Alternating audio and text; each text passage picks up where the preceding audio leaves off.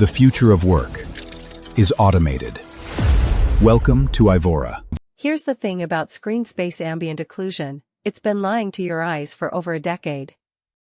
But the dark corners you see in nearly every 3D game aren't real. They're a glitch we started to love. So the question is, how did one blog post in 2012 expose a fundamental error that still haunts modern graphics?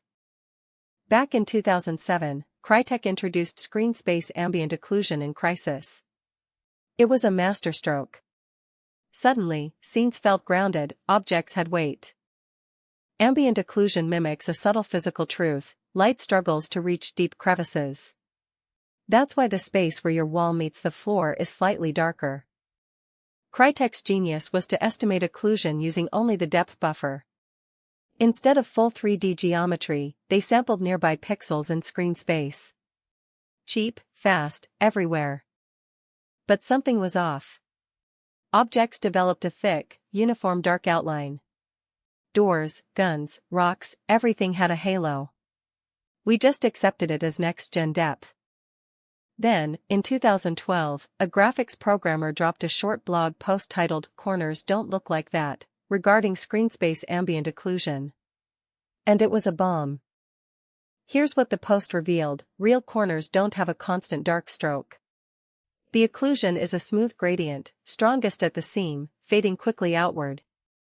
If you put a sphere on a table and light it evenly, you won't see a black ring. You'll see a delicate shadow that softens within millimeters. SSAO painted a bold marker. Screen space methods can't see behind objects. So they assume all surrounding depth changes mean deep occlusion, even when rays would escape in 3D. The math was flawed. If you're finding this fascinating, hit like so more people see the hidden flaws behind their favorite games. Developers scrambled. NVIDIA's HBAO used horizon angles to better estimate occlusion, yielding thinner, more accurate contact shadows. It was a partial fix. Yet even today, many games still cling to that dark halo. Look closely at a doorway in a modern shooter. The ghost of 2012 remains. Enter ray tracing. With real-world space sampling, ambient occlusion finally behaves. Corners breathe with gentle occlusion, not harsh outlines. The blog post's prophecy fulfilled. That 2012 post became a cautionary tale: a screen space hack can fool millions of eyes, but it can't fool physics. The truth hid in a few hundred words and a simple diagram.